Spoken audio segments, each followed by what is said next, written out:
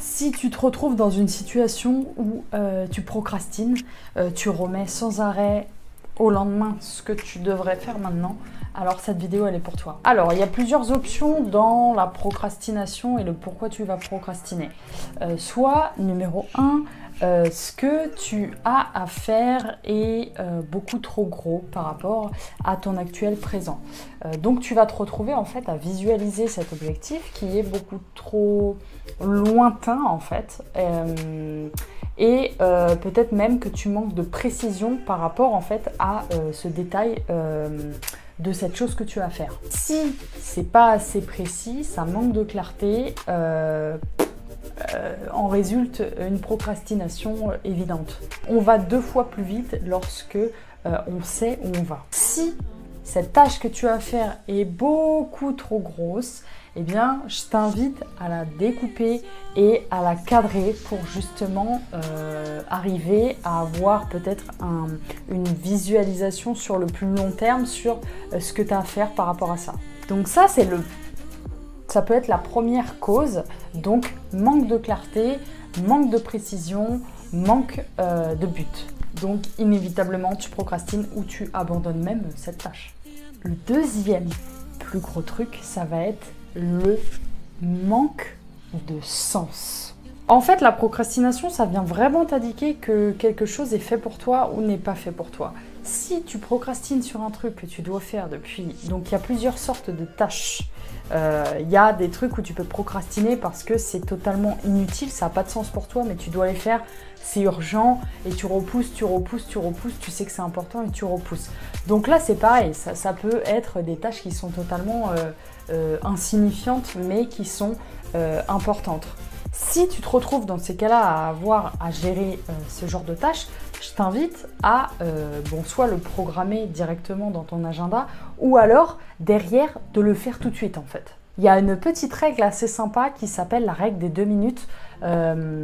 Si cette tâche-là te prend moins de 2 minutes à faire, tu peux la faire tout de suite. Si tu as 3 tâches de 2 minutes, ça te fait 6 minutes de temps à investir pour supprimer définitivement ces tâches super reloues. Donc ça, c'est si tu te retrouves dans le cas où justement c'est relou à faire, mais c'est important. Alors après, c'est peut-être aussi, donc ça se repasse souvent, tu procrastines sur toujours un petit peu la même chose. Eh bien, je t'invite à regarder si vraiment ce que tu fais, ça a du sens pour toi. Est-ce que profondément, tu te sens connecté avec ce que tu as à faire?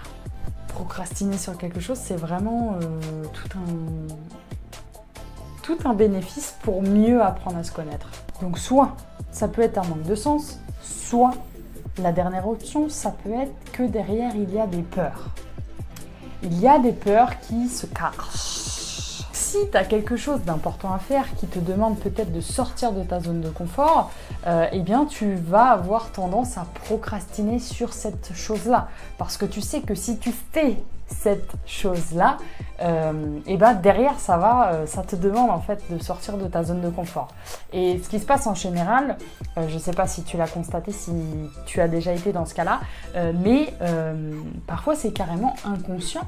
Donc il faut vraiment s'arrêter sur le truc en disant waouh, ok, pourquoi je procrastine, etc.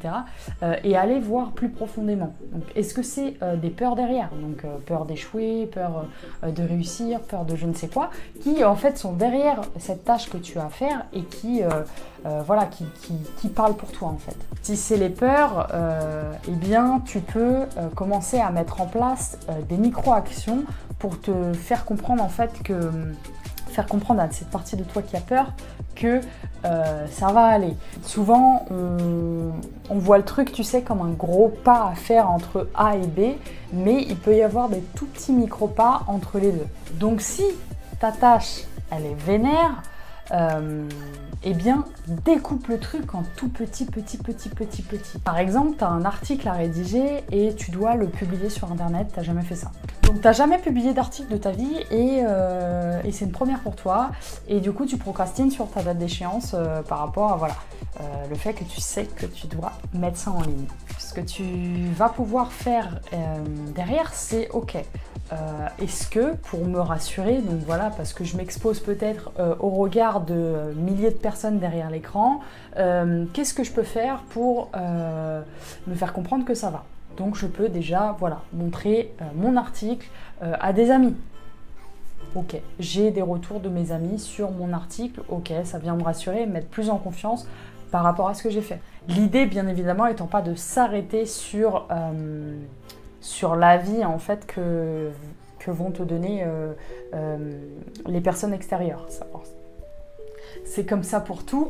L'idée, c'est vraiment de se faire confiance quand tu as envie et veux mettre quelque chose en place qui te fait sortir de ta zone de confort, mais d'avoir des avis extérieurs, ça peut te rassurer. Une fois que tu as des avis, tu peux commencer peut-être à lire ton article, à t'en imprégner, voilà, à en parler à gauche, à droite, et à le rendre beaucoup plus vivant, beaucoup plus réel.